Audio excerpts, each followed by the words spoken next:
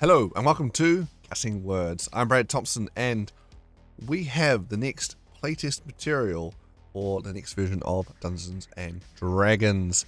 Anno Takana 2023 Player's Handbook Playtest 5. So that's now out. It's a whole whopping 50-page document. They dropped the One D&D name. That's gone. There was a placeholder working title name. It's gone by the wayside. It's now just... It really has a name now. It's just playtesting the next version of the Player's Handbook. Sure. D&D 5e revised. I don't know. I don't know if it landed on a name yet, but it's we'll call it playtesting next version of D&D, or I guess a revision of the existing version. How are you gonna put it? Anyway, it's a 50-page document. We're not going to go over it all in one hit because it is quite a lot. We're just going to do a piece of it. We'll do piecemeal videos covering it all. So in this playtest packet we have the Fighter, the Barbarian, the Sorcerer, Warlock and Wizard classes all available to go over, as well as the new weapons table. So it updates the weapons with new weapon masteries. It's a new feature, as well as new feats and spells. So those are kind of the main things here in this massive document. So today we're just going to go over the weapons table and what these weapon masteries are all about, and then the Barbarian, one of the classes that utilize these weapon masteries today. So we'll go over those, what's changed, what's going on, and this is again a play test. So and there will be a survey to fill in our feedback, what we think, and see what they come up with next, as now this is final. Alright, without further ado, I'm going to get up the weapons table in the playtest document. This document itself is available on dndbeyond.com. Go on there and you can get that and read over it yourself if you like, all 50 pages of it. Alright, here we go. Alright, got the page one preamble. It's pretty standard stuff. We'll skim through this and because there's so much to get through, and go straight to the weapon tables. So there's a few changes of note really for the general weapon properties here, which is, I believe I spotted the Trident got a level up. Trident's now D8, woohoo! It's like a longsword now basically, or versatile D10, up from a D6 and versatile D8. So that's nice. I have a character that uses a Trident currently actually, and so it's quite nice to see. And another one was the Lance has been downgraded from a D12 to a D10. It's got rid of the penalty of trying to use it with a mount. Before you had like a special disadvantage rule, using it in melee, you know, without running a mount, you're disadvantaged things. So that's now, they got rid of that and just downgraded the die to a D10. Other things before we get to the very interesting part of this table to mention is we have guns here as well. We've got musket and pistol. As before, they're hidden away in the Dungeon Master Guide as like an optional thing you can have. Now they've got them just straight up listed in the player handbook table with a note saying that the DM decides if they are allowed in the game there. Alright, so, but the most interesting thing is the mastery list here. So there's each weapon has a mastery property. Slow, nick, push, vex, etc. We'll go through all in a sec what they all mean. But basically, each weapon has a mastery ability, and if you are playing a class with a class feature, presumably also a feat for this too. But if you are playing someone who has access to the mastery ability, you can therefore trigger and utilize the mastery ability of the weapon. If you don't have the mastery ability, when you use these weapons, you don't get to use the mastery ability. They work like the standard weapon, as you would expect in 5e. So yeah, that's the extra thing they got there. I'll run through what they all mean. Yeah, alright, so let's go to the table and got them all here. Also note the light property. They've gone back for light weapons using a bonus action to do the extra attack when you got 2 light weapons in your hands, as opposed to where they temporarily changed it to being used as part of the attack action. We got the bonus there, so it's kind of back to more 5e version of that. The thrown property, they've updated it, so now you can actually, when you throw your weapon, it is part of the attack as opposed to being part of the attack action. So before, if you multi-attack, well, what rules currently in 5e, you can do multi-attack, so you draw your javelin and throw it. And if you've got multi-attack, that's you don't have a spare ability to draw another javelin to throw 2 javelins. You can, as part of that action, you can only draw 1, so therefore the multi-attack is wasted. In this new version, it's per attack, so each time you do an attack, so in multi-attack action, you can actually get the free draw weapon at the same time, so you can actually draw and throw, draw and throw. You can do that now, so you can actually, with multi-attack, throw 2 javelins. So that's nice. Because that rule can catch people out quite a bit. Anyway, the mastery properties, they're really interesting bits. So each weapon has a mastery property. Alright, blah blah blah. Here we go. So the different properties are, and I'll run through. I got a little note here of what weapons have each property as well. So we've got the cleave ability, cleave mastery, should I say, and the great axe and halberd gets this one. As a prerequisite, melee weapon, heavy property. The prerequisite's there because I assume 1, you can potentially make custom weapons as a dungeon master put in your game, and 2, the fighter. Later on in there, when we go over the fighter in another video, they have abilities to kind of chop and change and modify weapon masteries. Well, they are the greatest of weapon users, apparently. So yeah, that'll be why.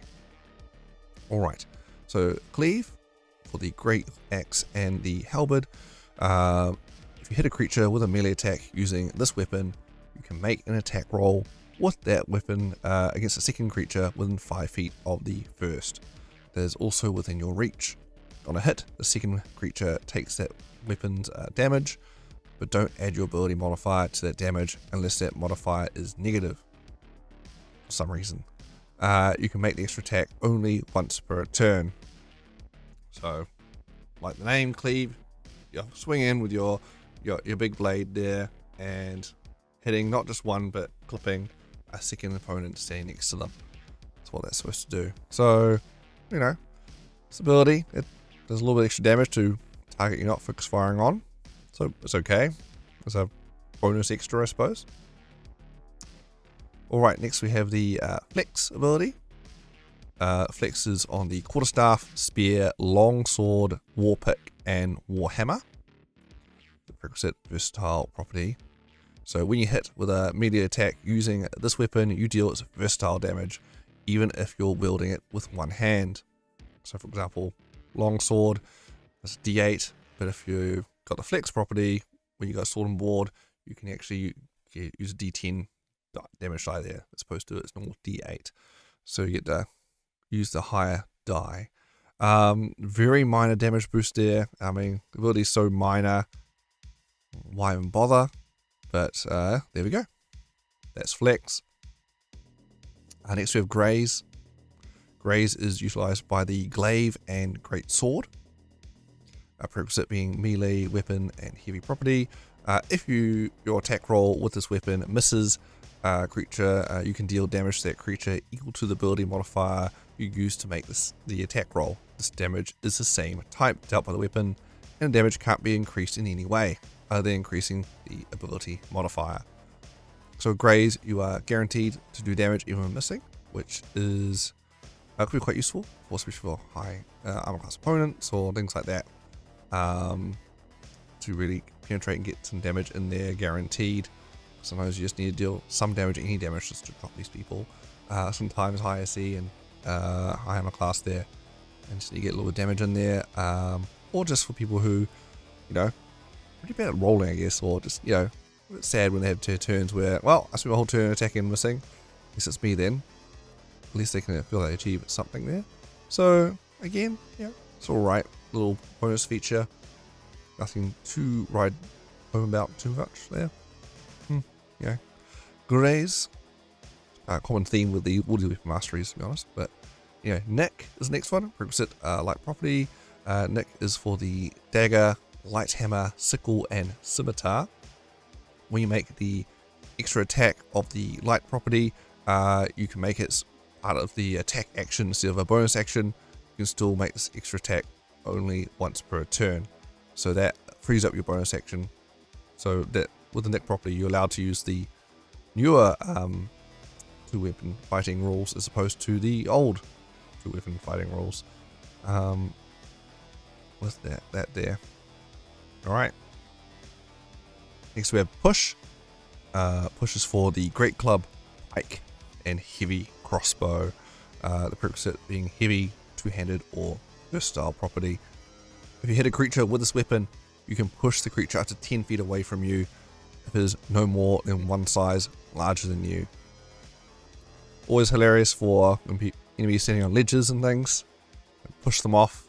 I can see that being quite funny, especially with the heavy crossbow there. Ooh, pushing someone off a ledge.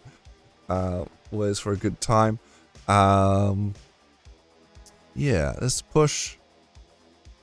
I mean, okay, we'll hit myself here until I think about some of these features here, but all these abilities are very much like what the Battlemaster could always do, or in fact anyone could already do. You could replace your attack with a shove, push someone, grappling, knocking someone prone. That's all things we could do already. He's just kind of replicating that, meaning you can I guess do a little bit of damage at the same time. Alright then. Anyway. Sat. It's for the Mace, Flower, and Morningstar. No other properties as a prerequisite there. If you hit a creature with this weapon, the creature has disadvantage on its next attack roll before the start of your next turn. That affects only one of their attacks. So they got a whole bunch of attacks, and disadvantage on the first one. It's like a vicious mockery. Alright. Slow. This is for the club, javelin, light crossbow, sling, whip, longbow, and musket. Very popular one here. If you hit a creature with this weapon and deal damage to the creature, you can reduce its speed by 10 feet until the start of your next turn. If you hit the creature more than once with this property, the speed reduction doesn't exceed 10 feet. So you can't stack this on or one person. You could spread your damage out, I guess, to reduce a whole bunch of folks' movement speed. I guess maybe you've got a weapon, a range weapon there, trying to stop it from closing. I wonder how it works if we got a party of folks with slow property. Could you stack it then? I guess probably not. Normally the rule of thumb is can't be affected by the same kind of named ability. But yeah. That's slow for you. Alright, next we have Topple. Topple's for the Battle Axe, Lance, Maul, and Trident. Prerequisite being heavy, reach, or versatile property. If you hit a creature with this weapon, you can force the creature to make a Constitution saving throw, or with a DC equal to 8 plus your proficiency bonus, plus the ability modifier used to make the attack roll. On a failed save, the creature has the prone condition. So, I mean, prone, fantastic condition. As when I'm playing, strong martial type characters, definitely the first thing I do in combat is not letting me prone. So you do a multi-attack sequence, you got multiple attacks in a turn, using that first one to try and shove an enemy prone. So then your attack, the rest of your attacks have advantage on them. All your mates' attacks have advantage on them. Makes your party rogue very happy. Yeah, it's all win-win-win. It's fantastic to do. So just having that as a freebie just to do with your normal attacks, you have to sacrifice that first attack to knock people prone. Sure, nice freebie to have. Little spammy though, because you're making immediate all saving throws here. Force people to do saving throws, so I can see it potentially slowing the game down as you're obviously asking the Dungeon Master roll saves. Yeah, stop one there. And finally we have the Vex property. Mastery, should I say, which is the for the hand axe, dart, short bow, rapier, short sword, blowgun, hand crossbow, and pistol. And the Vex prerequisites are ammunition, finesse, or light property. If you hit a creature with this weapon and deal damage to the creature, you have advantage on your next attack roll against that creature for the end of your next turn. So with Vex, you can, so the first attack we have regular attack, but then assuming you hit, the next attack's going to be advantage for you there, which can have a chain reaction of attacks to advantage when you keep landing those hits. And yeah, so again, very happy rogue if you get access to that. Yeah, pretty easy advantage. It's like knocking someone prone, but not. Just gotta hit them. And that's all the weapon masteries there. So let's get back up to the table. So yeah, it's the new feature they have here. I don't know. My initial thoughts are I don't like them. I see what they're trying to do there, where apparently what people want more, when they're playing fighters and barbarians and whatnot, they want more things to do with their weapon attacks and more choice between weapon types, I guess. But a lot of these abilities you're getting, these masteries, for one, are things people could already do like through just using their brute strength and shoving people or what have you. Those are things that martial characters were already doing quite a bit of in combat already. And I'm not sure what they're doing to those rules now. They've been playing around with those, throwing grappling rules and things like that quite a bit in these playtests. I don't know why they're messing around with it. The current system worked fine there. And it just seems to be adding extra complication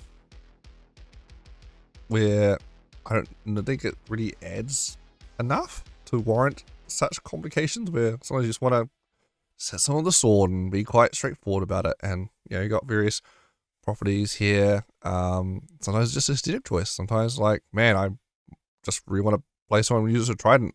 I just want an aesthetic choice. I don't want to be bound by, but I don't want to topple people for some reason. Who am I kidding? Toppling's really good, but I just want to use a trident because it's my aesthetic. I'm playing a Triton, for heaven's sake. So yeah, I don't know. I appreciate what they're trying to do here.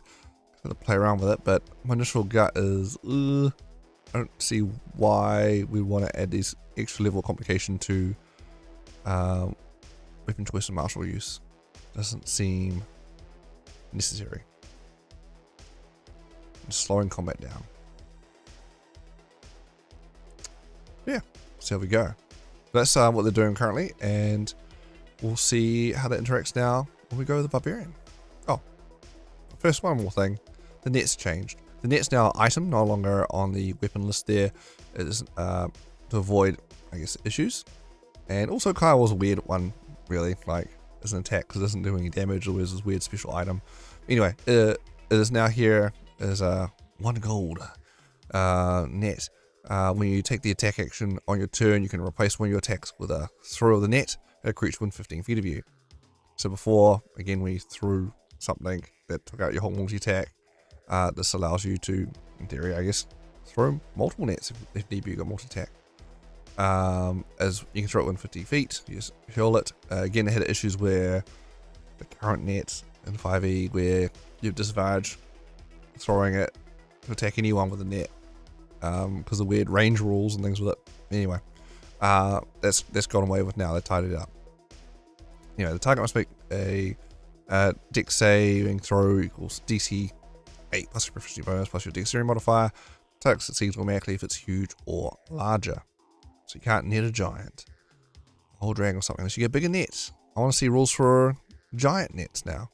Anyway, on the failed save, the target is restrained condition until it escapes the net. To escape, target must use its action to make a DC 10 strength check. Escaping that success, creature within 5 feet of the target can use its action to attempt the same thing. Destroying the net, some points there. Also freeze the target, ending the effect. Good old nets. Nets are fantastic, guys. More people should use nets, especially without their rules here for them. They're really good. Just hurl a net at someone to restrain them. I'm very tempted to run encounter sometime against players where it's just a bunch of, I don't know, peasants with nets. Man, devastating. Bloody nets. Especially if you can't do slashing damage. Oh no, you didn't bring a slashing weapon? Uh-oh. I rolled a rapier. Get wrecked. Anyway. Oh, sure. Hold on. Immunity to bludgeoning. Oh no. Piercing weapons do work. They changed it. Immunity to bludgeoning damage, poison, and psychic damage. So, okay. You can stab your way out. Just don't bring a club. Alright, now we have the new playtest Barbarian. The warrior group. So now, divvied up the various classes in different groups now. So the warrior group includes the Barbarian, the Fighter, and the Monk. The Monk has not been released yet. It's the last class to be released. So it'll come out later. But we do have the Barbarian and the Fighter in this playtest packet. And we're going to go with the Barbarian today. So probability, strength. All about that strength.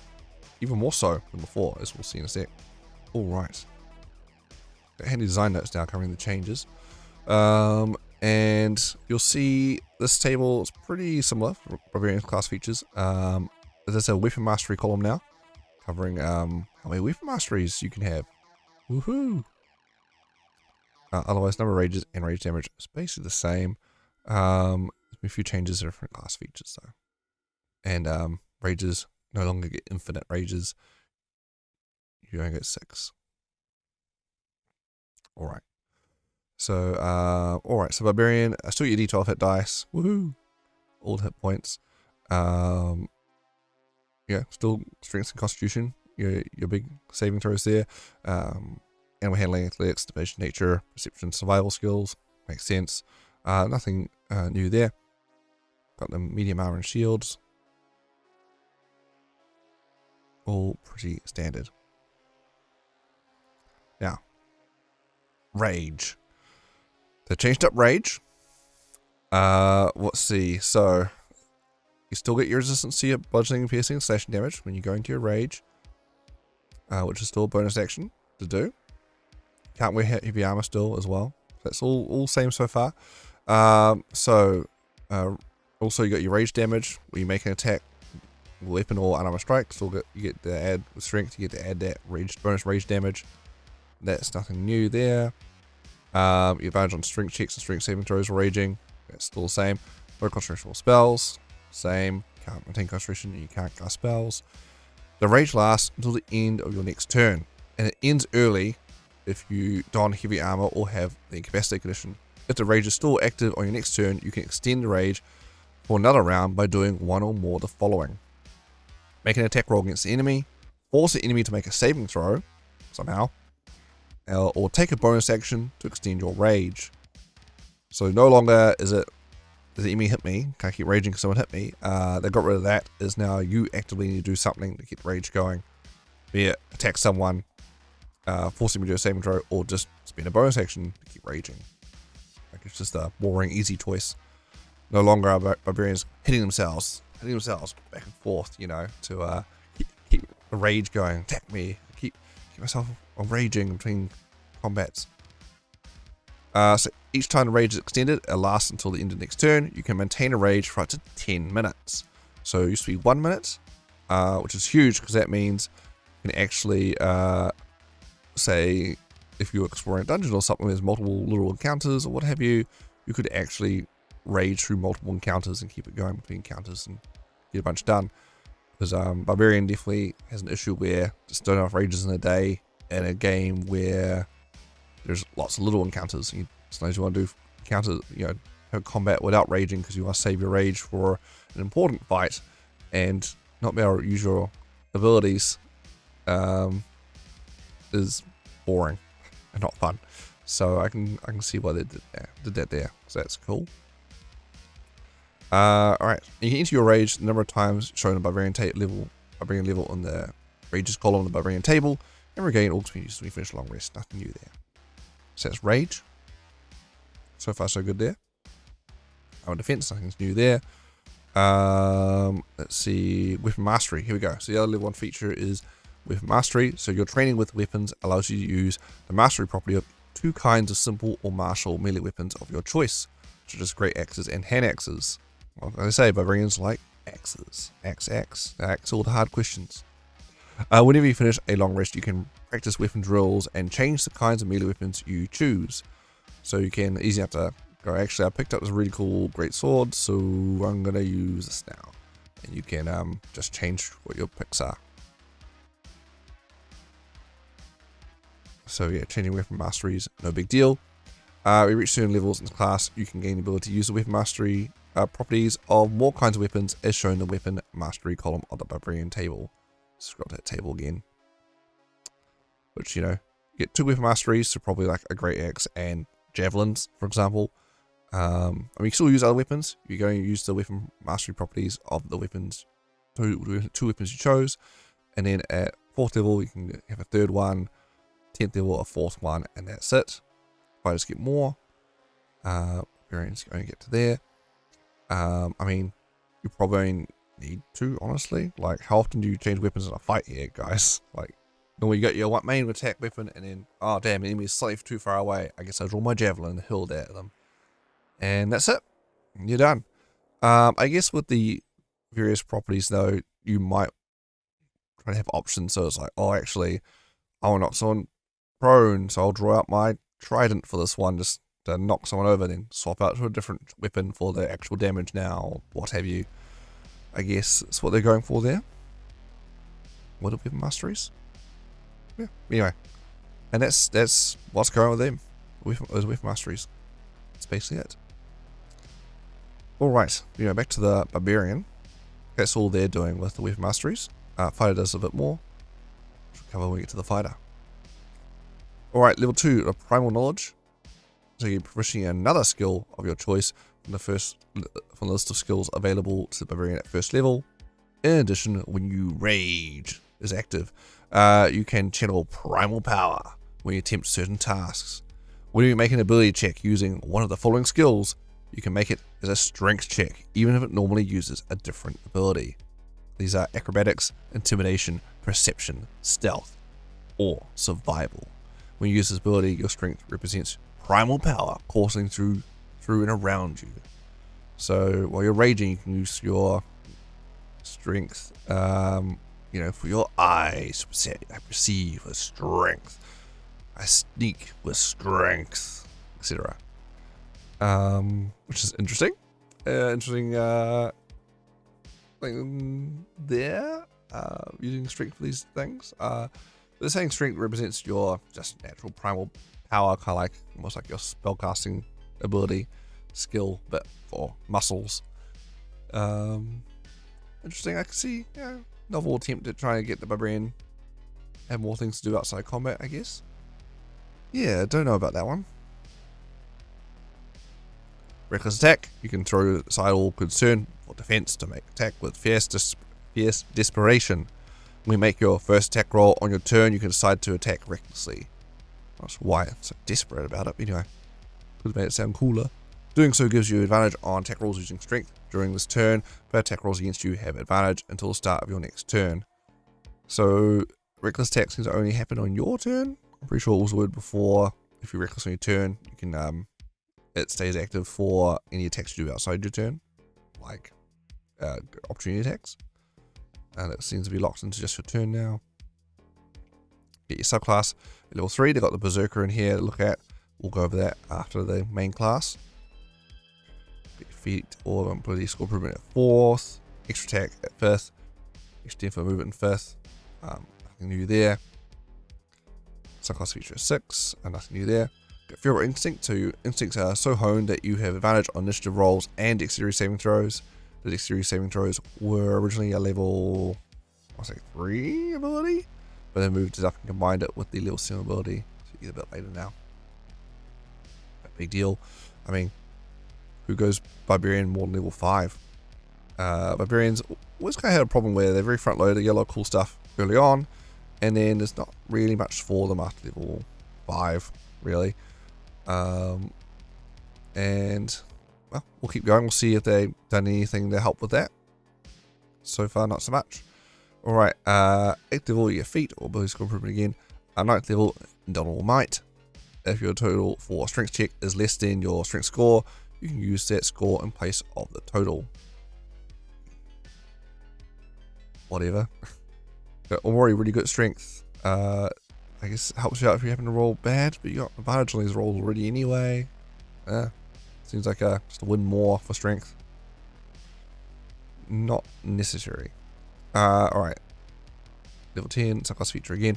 Level 11. So this is where it's a critical moved up from 9th level, so moved a bit later.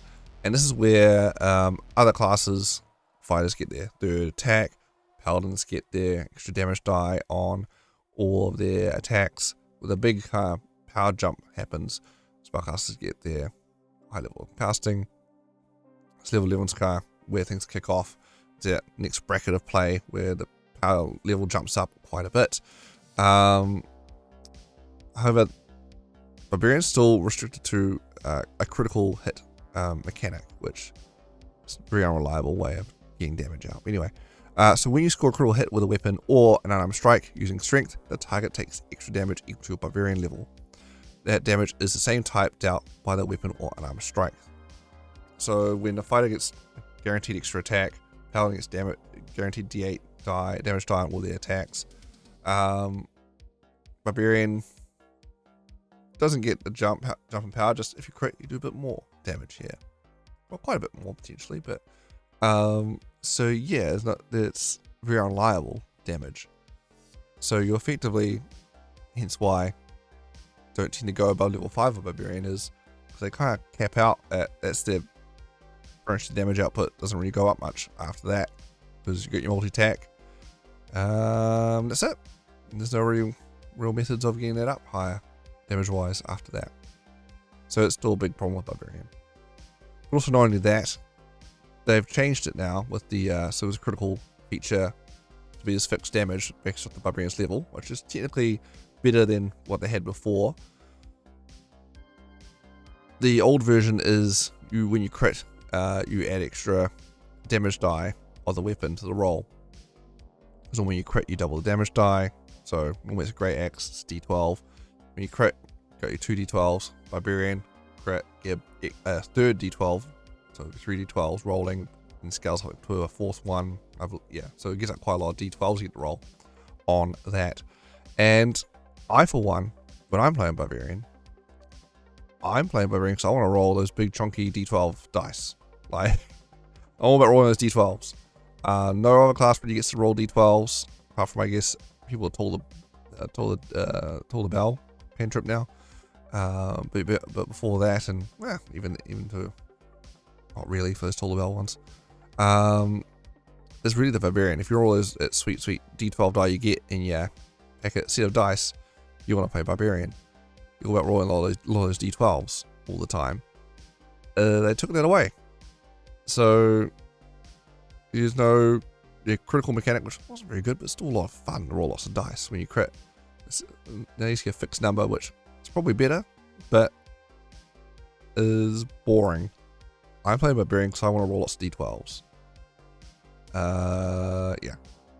Basically, yeah. I don't like it. Stop it.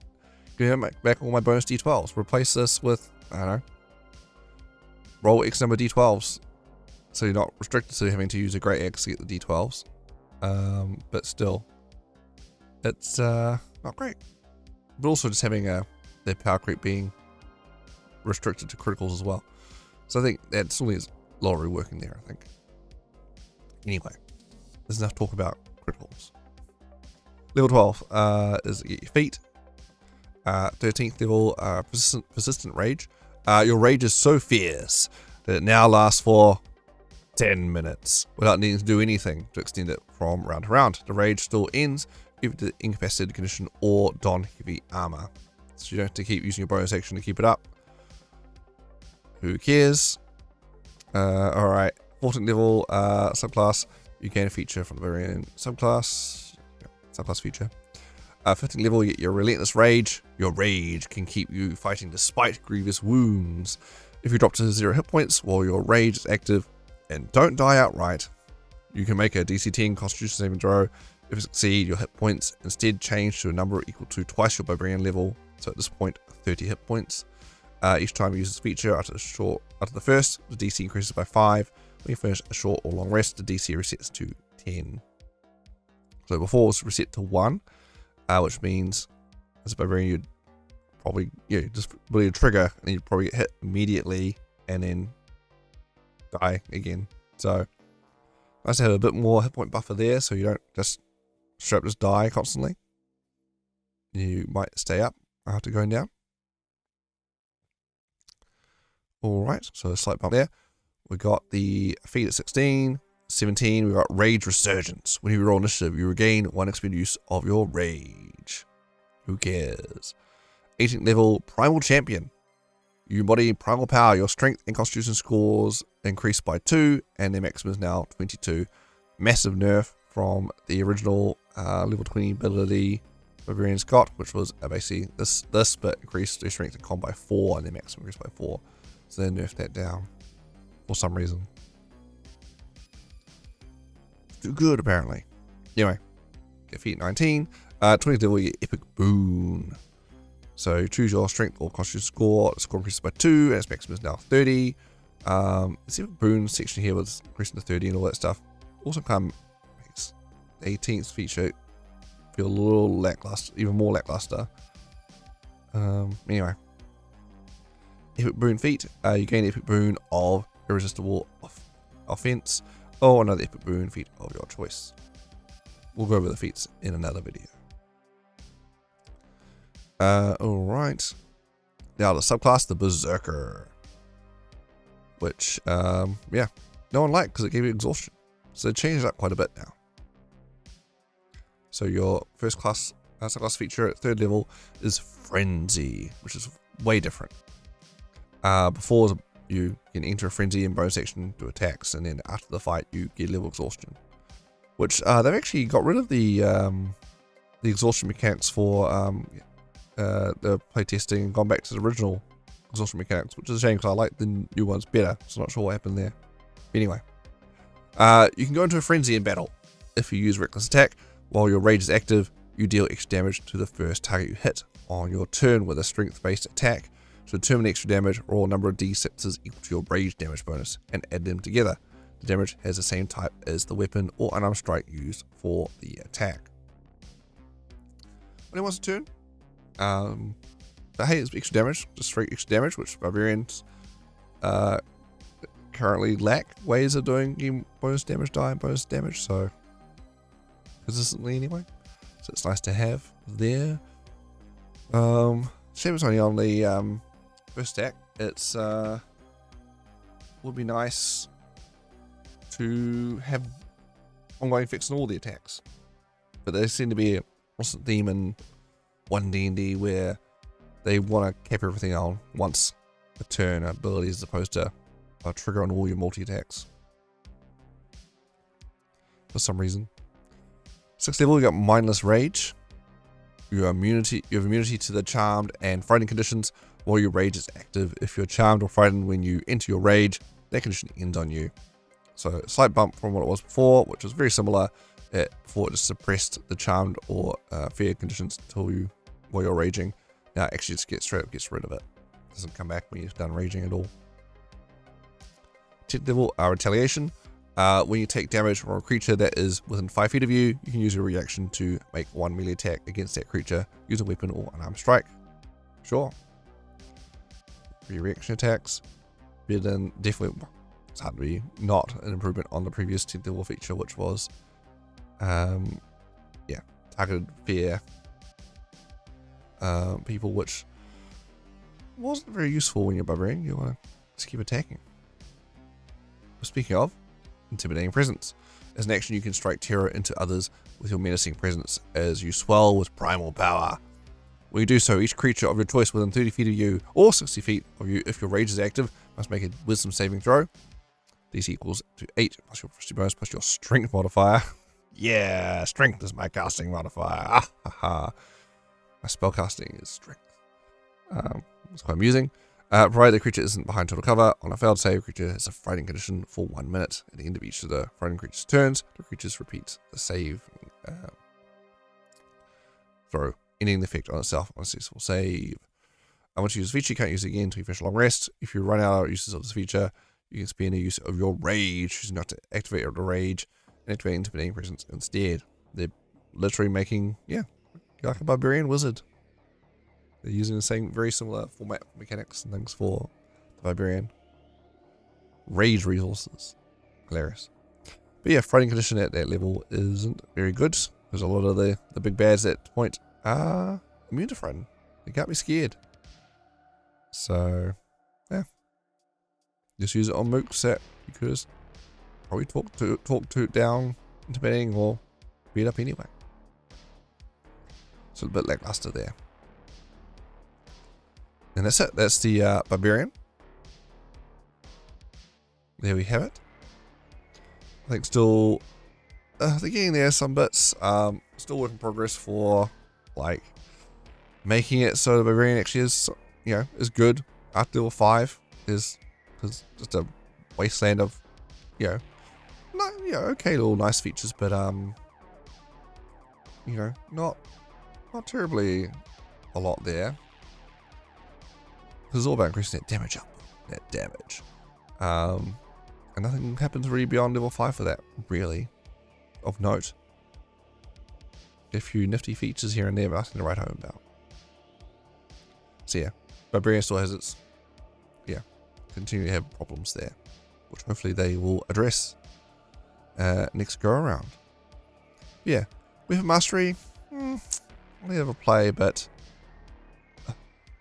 I don't see why. If you want to play around with knocking people prone, or giving yourself advantage next attack, or what have you, or making someone disadvantage next attack, things like that, pushing people 10 feet, a lot of stuff you can just do already as a martial character. You just do that. You can just check with enemies with one of your attacks, and you know, you can do a lot of those effects already without having to worry about weapon masteries and shuffling weapons around and things like that. So yeah. Or if you really want to do a lot more controlling stuff, then play a wizard, play a spellcaster. If we want to do even more controlling things. So it seems, yeah, doing the martial step beyond the spellcaster's toes with various controlling aspects either. So I don't know. Is it going to depend on the class identity? They do that then? Make the class a bit samey. There's a slight risk of that. Anyway, there we have it. That is the weapon table, the weapon masteries, and the Barbarian. New Barbarian in this latest playtest for One D&D, or 5e revised for what it's going for now. What do you think? Let me know in the comments below. And join me for the next video where I go over the Fighter. And then eventually, you know, the Sorcerer, the Warlock, and the Wizard. Very exciting. Alright, so next time, I'm Brad Thompson. This has been Cutting Words. If you like the videos, please, well, like them. And if you haven't already, subscribe so you don't miss these amazing videos, fantastic content coming out on the regular on the YouTubes. Alright, till next time, happy gaming, and see ya.